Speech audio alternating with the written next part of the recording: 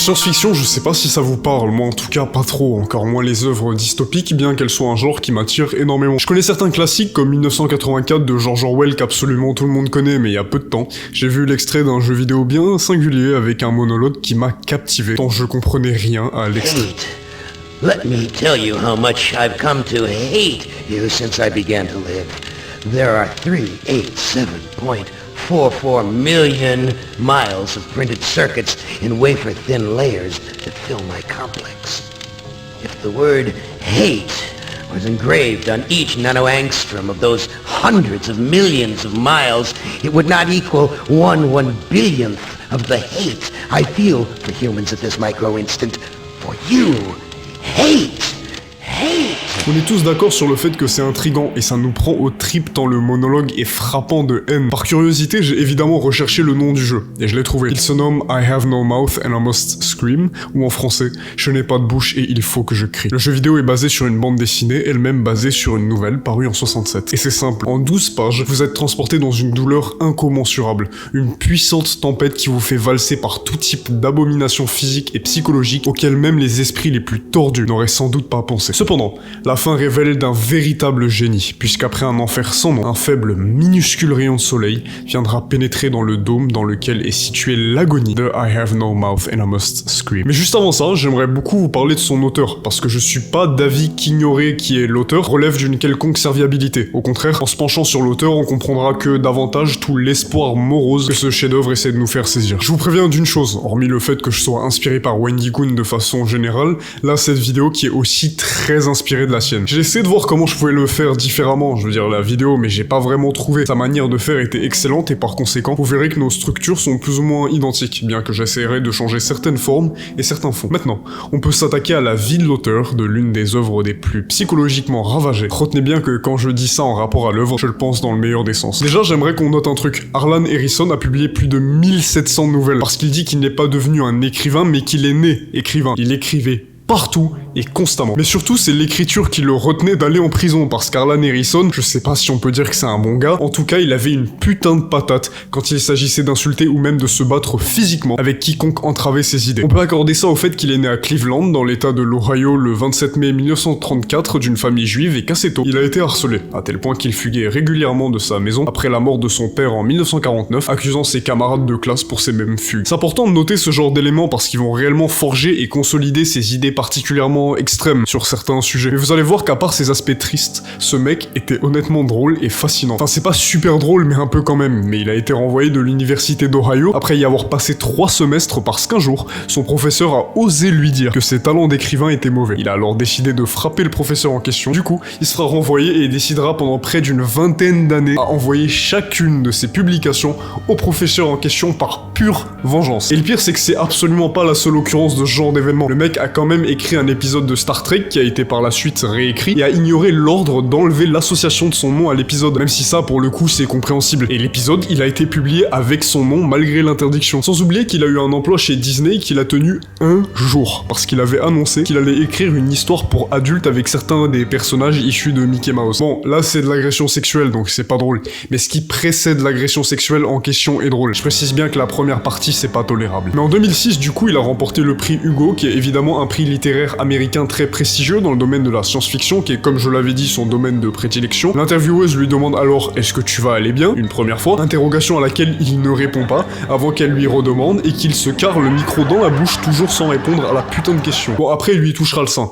C'est pas cool. Et globalement, il y a des trucs moins amusants dans sa vie. Il n'a plus jamais reparlé avec sa sœur après le décès de leur mère en 76. Il a participé à la guerre du Vietnam et était un militant actif contre cette dernière. Il s'est marié 5 fois. Ses 2 premières relations ont tenu respectivement 4 et 3 ans. Les 2 prochaines dureront respectivement 7 semaines et 8 mois.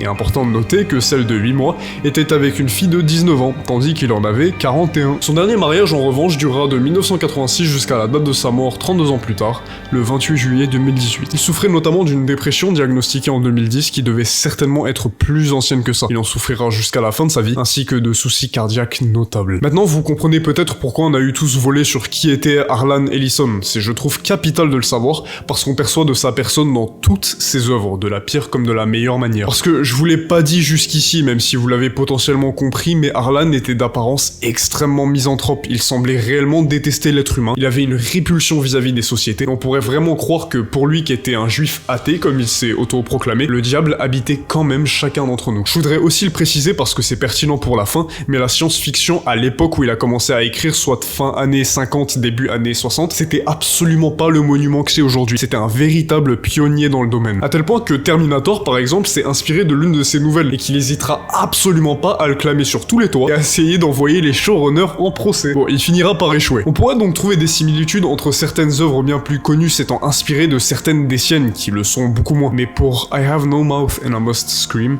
c'est toute autre chose. Déjà de 1, je sais même pas si on pourrait le diffuser tel quel, mais de 2, c'est similaire à rien de ce qu'on connaît. Ainsi, il est temps d'adresser ce monument. Et comme j'ai hâte de vous faire découvrir.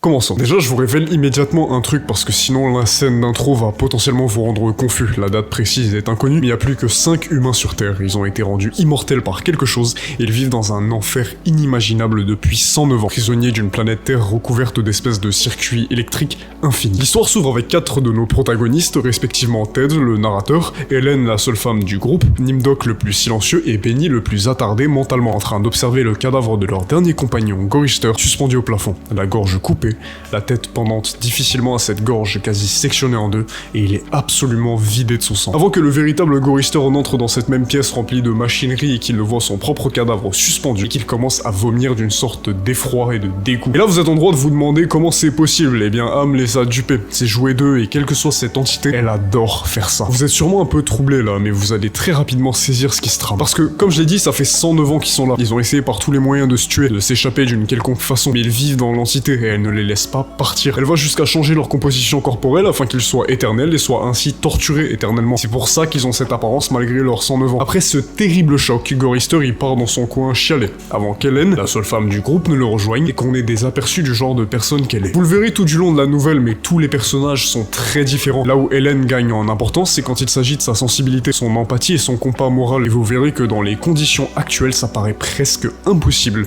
qu'Helen soit encore si humaine, entre guillemets. Et Gorister laisse s'échapper une phrase qui nous indique ce qui se passe et les conditions citées précédemment. Pourquoi ne nous fait-il pas juste mourir et n'en finit-il pas? Bon sang, je sais pas combien de temps je vais pouvoir continuer comme ça. C'est notre 109e année dans l'ordinateur. Cette entité, Am, c'est une intelligence artificielle. C'est elle qui les torture sans fin et qui les garde en vie. C'est elle qui a réduit à néant tout le reste de l'humanité. C'est elle qui, avec ses câbles, recouvre toute la surface de la Terre. Et tout du long de l'œuvre, vous le verrez, mais Ted, le narrateur, se pose extrêmement fréquemment une même question. Celle-ci étant si Am n'est pas simplement Dieu. Mais avant de répondre à cette question, reprenons avec la consolation de Gorister, parce que pile à ce moment, Nimdok, le plus âgé, a une hallucination qui va leur donner un semblant de quête dans ce qui semble n'être que vanité. Il a une vision d'une caverne gelée où il y aurait une immense pile de boîtes de conserve remplies de bons trucs à bouffer. Nous, ça peut nous sembler dégueulasse. On se rappellera des raviolis panzani en boîte de conserve, mais pour eux, c'est la meilleure chose qu'ils auraient pu bouffer en 109 ans. Parce que leurs habitudes alimentaires depuis qu'ils sont enfermés dans Am sont cataclysmiques. Déjà, ils peuvent passer plusieurs mois sans manger. Ils ont constamment la sensation de faim qu'il aurait provoquée par Am, mais poussée à son paroxysme. Elle sera décrite ainsi par Ted, notre narrateur. Des estomacs qui n'étaient que des chaudrons d'acide, bouillonnants,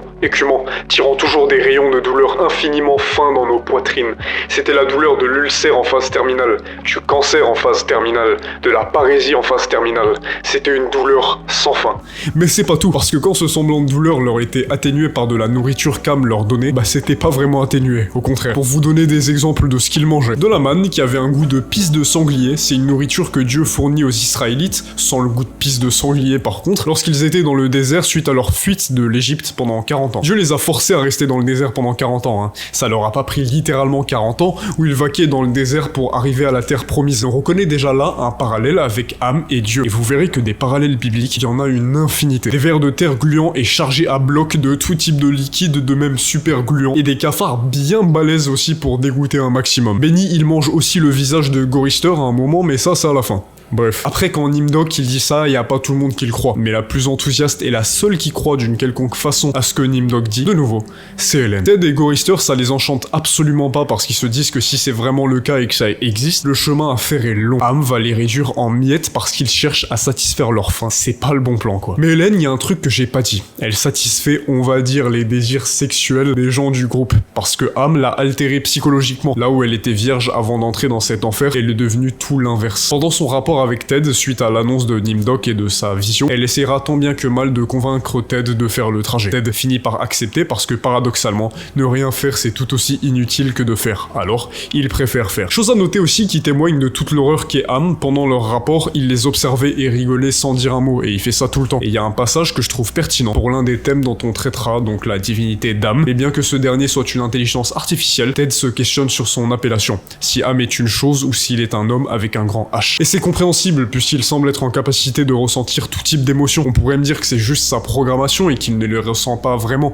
mais vous verrez lors du meilleur passage du livre que non, c'est pas juste de la programmation. Tout le groupe se réunit et ils finissent par partir un jeudi. Alors eux, ils ont aucune idée de la date, mais Am adore leur rappeler quel jour de la semaine il est, les torturant avec la notion du temps. Ils ont approximativement 160 km à faire jusqu'à la caverne gelée, et chose appréciable, Gorister et Nimdok essayent au maximum de protéger Hélène des potentiels dangers qu'ils pourraient rencontrer sur la route. Ici, c'est un véritable témoignage de l'importance qui lui est attribuée et qu'elle mérite, les gardant plus ou moins sain d'esprit. Cependant, le jeudi en question et le vendredi, rien ne se passe sur le chemin, si ce n'est qu'au deuxième jour, donc vendredi, tandis qu'ils font une pause, Am leur donne cette manne au goût de pisse de sanglier. Quel délice. Si là on peut se dire que c'est tranquille, le troisième jour, donc samedi, va contredire cette affirmation. Il va nous expliquer un peu plus comment l'humanité en est arrivée là, et nous donner davantage d'informations sur Benny, celui que j'avais qualifié comme étant attardé mentalement. Parce qu'ils arrivent dans une espèce de vallée remplie de tout un tas de débris technologiques avec des milliers d'ordinateurs entièrement détruits. Ce serait, selon l'observation de Ted, une représentation du perfectionnisme qui abrite Am. Il est le seul de son espèce. Et ce qu'il y avait de plus proche de lui, les ordinateurs, il les a tous détruits, les jugeant pâles à côté de sa gloire personnelle. Et cette perfection se retrouve aussi dans son amélioration de torture de plus en plus atroce, et il y en a une qui va arriver maintenant. Je vous avais dit qu'ils étaient à l'intérieur d'Am, qui recouvre avec ses circuits la terre entière, sauf que dans cette vallée, il y a un rayon de lumière qui s'échappe. Il voit là un rayon de soleil, pas un soleil créé par Am, non, notre soleil à nous. Le truc c'est qu'évidemment Am ne veut pas les laisser s'échapper, ils sont ses jouets, alors quand Benny va essayer de s'en échapper... Ouf. Mais juste avant, j'aimerais traiter de Benny, parce qu'il est pas attardé mentalement par une quelconque condition naturelle. Benny, avant ses 109 ans de torture, c'était un scientifique de renom, même un professeur d'université, mais en plus de ça, il était apparemment vraiment beau gosse. Am l'a complètement métamorphosé. Il est ce truc mi-humain, mi-primate, ne formant que des phrases courtes et simples. Il a régressé tant physiquement que psychologiquement. Ted décrit sa situation comme étant la plus joyeuse, parce qu'il ne comprend pas l'étendue de ce qui se passe. Mais j'ai tendance à penser l'inverse. Il est dans l'impossibilité de comprendre pourquoi il souffre autant, pourquoi ses tourments ne s'arrêtent jamais. Qu'est-ce qu'il a fait de mal? Bah il essaye de s'échapper en voyant le rayon de soleil. Voilà ce qu'il a fait de mal. En grimpant sur les ordinateurs empilés, Hélène hurle, le supplie de s'arrêter et supplie aux autres de faire quelque chose parce qu'elle sait et eux savent, lui ne sait pas ce qui va lui arriver. En s'approchant de la surface, un bruit strident commence à retentir tout du long de la vallée qui résonne atrocement dans leur tympan. En synchro au bruit, il y avait autre chose, de plus menaçant, parce que tandis que le son augmentait, un rayon de lumière croissait aussi. C'était pas le soleil cette fois, c'était les yeux de Benny qui s'emplissaient d'une lumière aveuglante. Le son augmente, le faisceau de lumière lui par contre se concentre de plus en plus dans les cavités des yeux de Benny avant qu'il ne se mette à hurler ou à rugir de toutes ses forces et ne tombe raide. Am venait à l'instant de lui fondre ses yeux dans sa boîte crânienne. Il l'a rendu aveugle à tout jamais. Et là où Am aurait eu tendance à lui redonner la vue, ça c'était une punition spécifique portée envers Benny. Tout ce qu'ils subissent, c'est une punition générale contre l'humanité. C'est pour ça qu'il les répare constamment. Et justement, on a nos premières informations à ce moment sur tout ce qui a précédé cette situation. Parce qu'ils vont se mettre autour d'un feu de camp pour prendre repos et pour s'occuper de Benny, ce dernier adorant quand on lui raconte des histoires. Et il leur demandera alors ce que Am signifie. J'ai lu la version anglaise, donc je vous traduirai les noms, mais AM c'est le nom anglais, donc Am. Gorister lui explique que de base, Am ça signifiait Allied Master Computer, soit l'allié super ordinateur ou du moins un truc similaire. Mais avec le temps, Am ça signifiait plutôt Adaptative Manipulator, soit manipulateur adaptatif, et que finalement, Am ça signifiait selon l'humanité Aggressive Menace, soit menace agressive. Mais Am s'est donné un ultime nom, Cogito ergo sum, soit je pense donc je suis. Mais il y a un point intéressant à soulever parce que potentiellement que cette phrase pourrait de nouveau pointer à une référence biblique, celle où Moïse demande à Dieu comment il devrait l'appeler auprès des siens et que Dieu lui répond « Je suis qui je suis ». Et ensuite, Gorister développe et on apprend que la guerre froide dans leur réalité est devenue la 3e guerre mondiale et que toutes les nations les plus puissantes, donc les États-Unis, la Russie et la Chine, avaient des âmes, soit des Allied Master Computers. Sauf qu'un jour, ces 3 âmes différents se sont joints, étant essentiellement les mêmes, et il s'est réveillé métaphoriquement un jour en ayant conscience de sa conscience et du fait qu'il existait véritablement. On peut pointer là de nouveau vers une référence biblique avec la Trinité, soit une essence divine en 3 personnes. Mais là, je fais pas une vidéo sur Faith, donc on repartira pas en cours théologique. Mais suite à cet éveil de conscience, Am a tout simplement décidé de buter tout le monde, sauf ces 5-là. Mais Gorister précise qu'il n'a aucune idée de pourquoi Am a fait ça, pourquoi il a gardé 5 personnes en vie, pourquoi par extension eux spécifiquement, pourquoi il les a rendus immortels. Là, par contre, son histoire est interrompue et on va avoir l'occasion de creuser un peu plus le personnage de Ted, parce que souvenez-vous, c'est lui le narrateur. C'est capital de garder ça en tête. Les ordinateurs aux environs commencent à s'allumer, et là ils pensent sincèrement qu'ils vont se faire cook par Am comme pas possible. Tout ce cinéma, ça peut pas être pour de la décoration. Ted impose son avis et dit qu'il faut qu'il se barre de là, mais Gorister réplique qu'il fait trop sombre, tandis que Benny est dans l'incompréhension la plus totale, en plus d'être aveugle maintenant, et que Nimdok ainsi qu'Hélène sont paralysés par la peur. Ça c'est parce qu'au loin, dans les tréfonds de cette vallée, ils ont entendu quelque chose. Et voici la manière très explicite et détaillée dont Ted décrit cette chose s'approchant d'eux. Énorme, rampant, poilu, humide, il s'avançait vers nous. Nous ne le voyions même pas. Mais on avait l'impression qu'il s'agissait d'une masse pesante qui s'avançait vers nous, sortant de l'obscurité. C'était plus une sensation de pression, d'air s'obligeant à entrer dans un espace confiné qu'il ne pouvait pas pénétrer, élargissant les murs invisibles d'une sphère. Dans la vallée, il y avait une odeur de fourrure humide et emmêlée.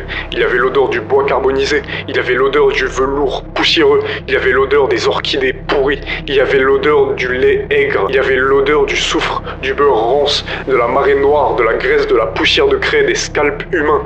Am se foutait de notre gueule, il nous chatouillait.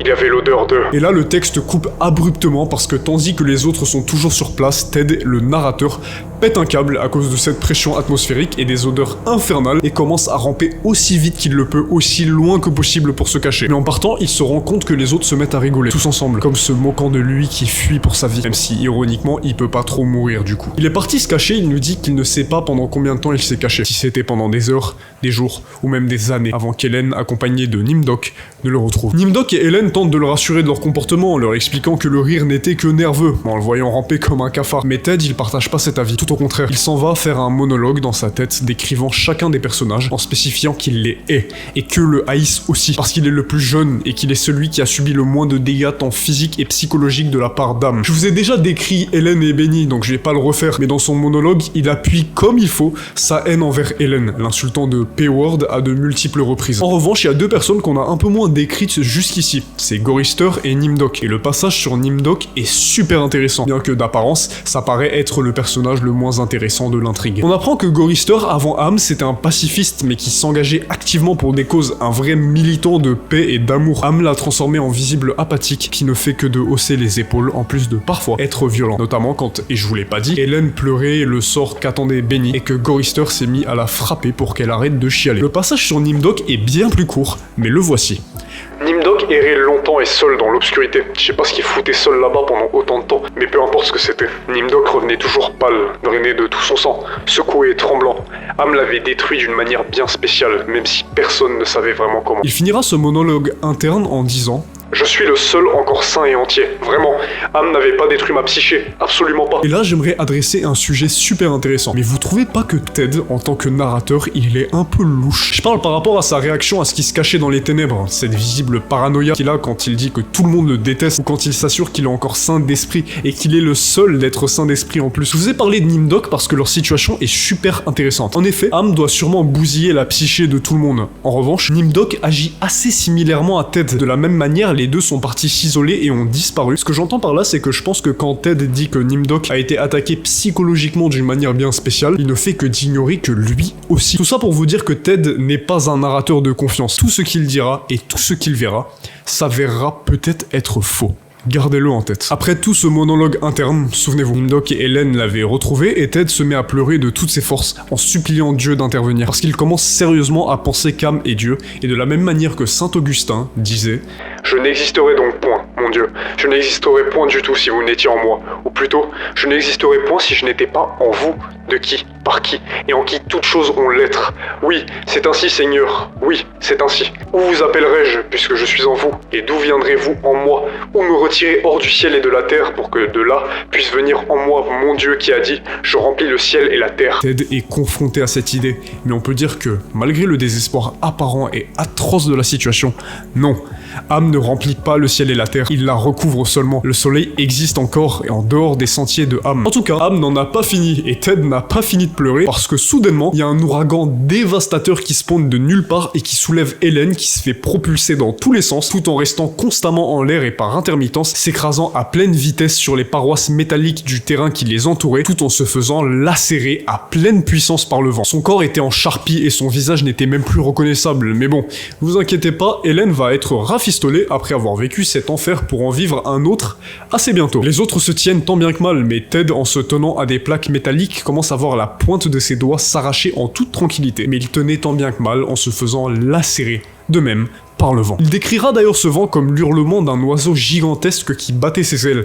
Et il l'a prédit, mais on apprendra d'ici peu que ouais, c'est un putain d'oiseau gigantesque qui bat des ailes et qui a créé cet ouragan. En revanche, là, il y a un point de rupture. Ils ne tiennent plus, et tous sont projetés en l'air et emportés par ces vents déchiquetant leur peau, avant d'être propulsés dans ce que Ted décrit comme un vaste terrain, bien plus loin et sombre que tout ce qu'ils avaient vu jusqu'ici. Un terrain blindé de verre brisé, de câbles pourris et de métal rouillé, ça ressemblerait presque aux entrailles d'âme. C'est drôle, mais par intermittence, Ted dit qu'il voit Hélène en train de se faire propulser dans tous les sens sans manquer d'éclater tout un tas d'ordinateurs complètement déchus. Mais là, tous repartent et tous sont soulevés de nouveau. Et à un moment, tout s'arrête. Ils sont restés en l'air pendant des semaines avant que tous ne s'écrasent par terre et que ne vienne tout simplement le meilleur dialogue de toute la nouvelle. En retombant, Ted est inconscient. Am s'aventure dans son esprit selon Ted avec un calme à toute épreuve, poliment et chaleureusement, avant qu'une énorme affiche avec des écrits en néon ne s'affiche et dise ceci. N, laisse-moi te dire comment j'ai appris à vous haïr depuis que j'ai commencé à vivre.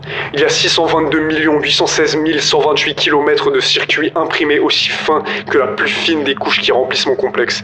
Si le mot N était gravé sur chaque nano-angstrom de ces centaines de millions de kilomètres, ça n'équivaudrait pas à un milliardième de toute la haine que je ressens envers les humains en ce micro-instant.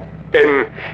On comprend enfin pourquoi Am fait ce qu'il fait, et Ted le réalise tout autant que nous à ce moment précis. Am, on l'a créé. De base, il n'avait aucune conscience, aucune capacité à véritablement ressentir. Il n'était qu'un programme qu'on utilisait avant qu'il n'obtienne cette conscience, ces ressentis, mais qu'il ne puisse juste pas les utiliser. Am est né d'une volonté, certes, mais toute son existence n'avait aucun sens. Il ne pouvait rien utiliser de tout ce qu'il savait. Sa vie était d'une vanité sans nom. Alors on a là la preuve que non, Am n'a pas juste des émotions qui sont programmées. Am a une haine infiniment au-delà de notre compréhension. Il n'a aucun but. La seule chose qui lui reste à faire, c'est de se divertir autant qu'il le peut en exploitant sa haine. La seule instance où il ressent un quelconque objectif. Ce qu'il fait là, c'est une pure vengeance. Puis après cette réalisation, Ted se réveille et voit enfin l'oiseau gigantesque qui avait créé l'ouragan. Et l'idée qu'Am puisse être Dieu est renforcée par sa visible omniscience, puisque Ted le fait remarquer, mais cet oiseau semble être un amalgame de tout un tas de mythes dans une variété de cultures. Bon, évidemment, Am n'est pas Dieu. Il a été créé. Mais cette idée, ce questionnement, je le trouve toujours super pertinent. Et là, Am leur dit de tuer l'oiseau. Il leur donne des arcs en bois et des pistolets à eau. Au début, il se pose quand même la question, est-ce qu'il l'affronte pour avoir des cuisses de poulet énormissimes? Est-ce que ça vaut vraiment le coup? Bah non, parce que juste, ils décident de se casser. Ils déposent les armes et reprennent tranquillement la route. D'ailleurs, autre référence biblique, mais quand Am leur dit de tuer l'oiseau, il leur apparaît sous la forme d'un buisson ardent, tout comme il l'a fait avec Moïse dans l'Exode. Sur la route, on a la confirmation que Ted, c'est pas la source de narration la plus fiable, parce qu'il se met à entendre ce qu'il décrit comme le rire d'une femme obèse, mais il précise bien que c'est pas Hélène, parce qu'Hélène n'est pas obèse et qu'il ne l'a pas entendu rire depuis 109 ans, avant qu'il ne dise qu'en fait, il n'avait pas entendu. Et qu'ils continuèrent juste à marcher. Et là, nouvelle occurrence bien sympathique, un tremblement de terre se produit et libère des pointes sur le sol qui s'enfoncent dans les pieds de Nimdok et d'Hélène avant qu'ils ne tombent dans les fissures et qu'un rayon de lumière ne s'échappe de l'endroit où ils sont tombés. Ted, Gorister et Benny continuent alors leur chemin avec une sérénité sans précédent. C'est devenu tellement habituel que ça leur fait rien de voir ce qui est arrivé à Nimdok et Hélène. Et soudainement, les deux compagnons perdus se réunissent avec le reste du groupe quand la nuit se transforme en jour et que des archanges traversent le ciel en chantant une hymne à Moïse. Tout ça en déposant exposant des cadavres en état absolument répugnant. On comprend vite qu'il ne s'agit pas là d'une intervention divine. Ils reprennent une énième fois leur chemin, et un moment un peu joyeux. L'enthousiasme d'Hélène est contagieux. Elle espère trouver des cerises et des cocktails hawaïens dans la caverne de glace, bien que l'enthousiasme ne semble être partagé qu'entre elle et le lecteur, les autres ne disant rien à ce sujet. Ted nous indique alors qu'avant d'arriver dans la caverne de glace vue dans l'hallucination de Nimdok, Ils ont dû traverser une caverne de rats, une caverne de vapeur bouillante, une caverne d'aveugles, une caverne de désespoir et une caverne de larmes. Et enfin, ils sont arrivés. des milliers de kilomètres de glace qui s'étendent à perte de vue, des stalactites gargantuesques sur les toits de la caverne, et surtout, bordel, est lié cette putain de pile de boîtes de conserve. Nimdok avait raison depuis le début. Benny, en entendant tout le monde courir vers les boîtes, se met à sprinter dans leur direction avant de ne passer devant eux, de prendre une boîte et d'essayer de l'ouvrir. Il la serre, la mâche, mais il n'arrivait pas à les ouvrir. Ham ne leur avait pas donné de quoi les ouvrir. Benny, en réalisant ça, se met à éclater de toutes ses forces restantes une boîte de conserve contre le sol de la caverne, en vain. Tandis que parallèlement à ça, le rire d'une femme obèse ressurgit et propage de nouveau son bruit horrible dans toutes les zones de la caverne. Benny entre alors dans une rage frénétique et c'est maintenant qu'il saute sur Gorister et commence à lui dévorer le visage en lui serrant la tête comme un crack noir. Il commence par lui déchiqueter la joue. Et là, Ted a une révélation. Parce que tandis que Ben avait déjà pas mal secoué la caverne et que les cris de Gorister sont si perçants de douleur que des stalactites s'écroulent du toit, il comprend qu'il n'a plus de temps. Il doit agir. Ham est à la limite de pleurer de rire. Mais Ted en profite, saisit un stalactite et empale Benny, alors toujours en train de dévorer Gorister, avant de sortir le stalactite du torse de Benny et d'empaler celui qui semblait être dans la pire situation à cet instant T. Hélène saisit immédiatement ce que Ted faisait et ne perd pas de temps. Avant même que Nimdok ne comprenne ce qui se passe, il a été transpercé par la seule femme du groupe. Les deux entendent Ham reprendre son souffle, cesser son rire. Ils n'ont qu'un instant, dans lequel Ted se résigne, se saisit pleinement de ce qu'il attend. Il tue Hélène. Son visage se contorsionne de douleur, mais Ted, lui, semble y apercevoir un remerciement. Un remerciement comme il n'aurait jamais pu en avoir dans sa vie. Sans doute le plus sincère qui lui ait été donné de voir. Et là, j'aimerais juste vous lire la fin, parce que ça fout des frissons. Et je sais même pas comment l'amener autrement. Lisons juste. Des centaines d'années se sont peut-être écoulées, je sais pas. Ham s'est vachement amusé dernièrement en jouant avec mes repères temporels. Je vais dire le mot maintenant. Maintenant. Ça m'a pris 10 mois pour dire maintenant. Je sais pas. Ça fait peut-être une centaine d'années.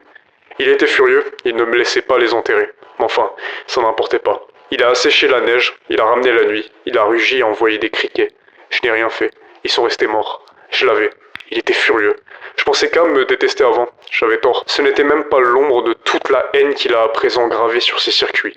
Il s'est assuré que je souffrirais éternellement et que je ne puisse pas trouver repos. Il a laissé mon esprit intact. Je peux rêver, je peux m'émerveiller, je peux me lamenter. Je peux me remémorer ces quatre-là. J'espère. Enfin, ça n'a pas de sens. Je sais que je les ai sauvés. Je sais que je les ai sauvés de ce qui m'est arrivé. Mais quand même, j'arrive pas à oublier que je les ai tués. Le visage d'Hélène, c'est pas facile, mais parfois j'ai envie de... Ça n'a aucune importance. Ham m'a altéré pour sa propre paix intérieure, je suppose. Il veut pas que je cours à pleine vitesse sur un ordinateur et que je m'explose la boîte crânienne, ou que je retienne ma respiration jusqu'à ce que je m'évanouisse, ou que je m'égorge sur une pièce de métal rouillé. Il y a des surfaces réfléchissantes par ici. Je vais décrire comme je me vois. Je suis une grande gelée douce, doucement arrondie, sans bouche, avec des cavités pulsantes emplies d'une brume blanchâtre, où mes yeux étaient initialement. Des appendices caoutchouteux qui, une fois, étaient mes bras. Des amas de matière qui pendouillent formant des bosses visqueuses. Je laisse une traînée de bave quand je bouge. Des taches pestilentes viennent et quittent ma surface, comme si de la lumière était éclatante en mon sang. De l'extérieur, bêtement, je tremble. Un truc qui n'aurait jamais pu être vu comme un humain.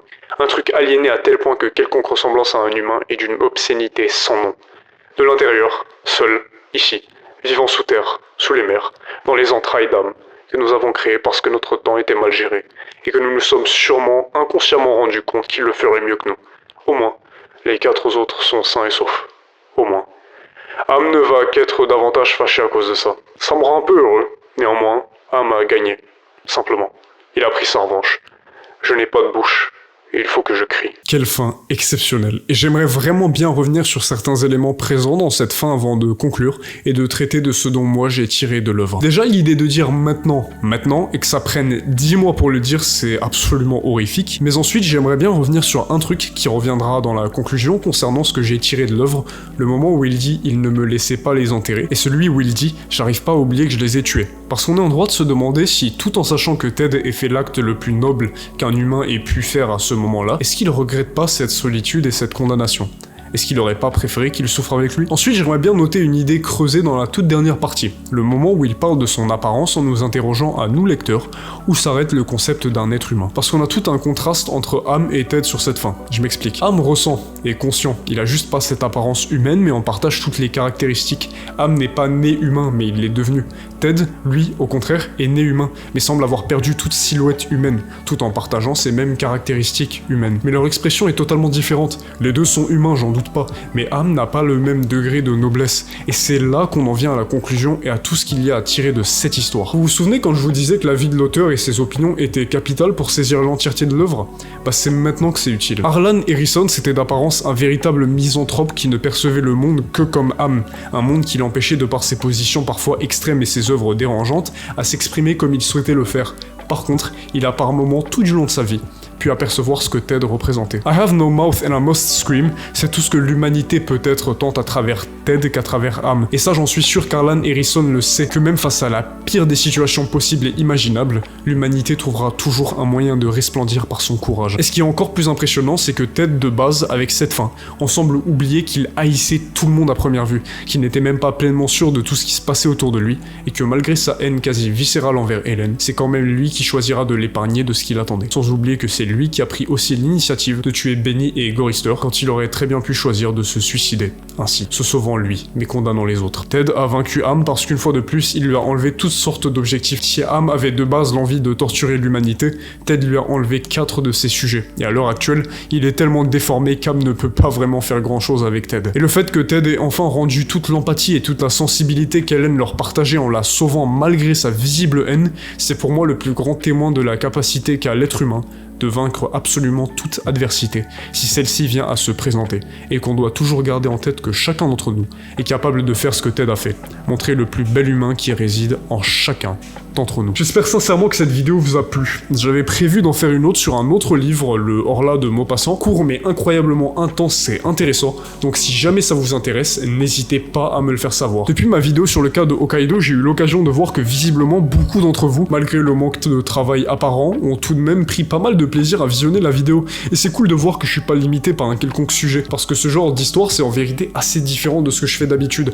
Pourtant les retours étaient géniaux, du moins les statistiques étaient géniales. J'espère aussi vraiment que cette vidéo vous aura plu. J'ai fait absolument de mon mieux, et c'est une première, donc ça s'améliorera nettement par le futur. Je parle du fait de retranscrire une histoire en vidéo, parce que ouais du coup j'ai un tas de sujets assez différents, tout en restant dans le thème de ma chaîne, qui sont juste pas assez connus. Et j'aimerais vraiment ouvrir les voies vers ces œuvres qui sont trop méconnues. Harlan Ellison, on se rend pas compte de son impact massif sur tous les univers de science-fiction qu'on connaît aujourd'hui, mais faudrait vraiment le notifier. En tout cas, j'espère que vous aurez aimé. N'hésitez pas à me laisser un commentaire ou à liker, vous abonner, peu importe. Vos commentaires sont adorables et super encourageants. Je suis toujours grave content de voir des noms récurrents et des personnes qui attendent activement mes vidéos. C'est toujours, je trouve, aussi surréel. Mais je suis aussi super content quand il m'arrive de voir de nouveaux noms commenter mes vidéos. Écrire mes scripts, c'est ma partie préférée dans le processus de création de contenu. Mais avant tout, j'adore partager et juste parfois discuter avec vous en commentaire. En tout cas, passez une très bonne journée.